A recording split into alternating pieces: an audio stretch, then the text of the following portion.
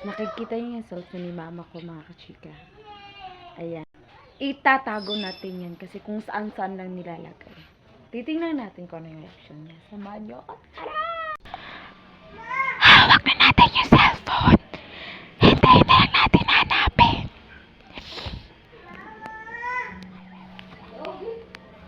So tara na makachika, tingnan natin si mama. Ayan, nandiyan na siya sa labas. Sinanot niya na yung cellphone. Hindi niya alam na sa atin. At ayan, pumasok na naman siya sa kwarto. Tinanong niya sa kapatid ko kung kinuha ba niya. Ayan, tahimik lang yan. Pero nagmamasid yan kung saan niya nalagay.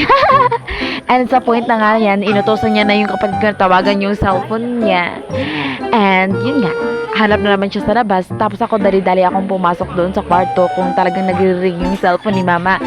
And yes, nagre-ring at tumawag nga yung kapatid ko at minumute ko yun para hindi nila marinig yung call.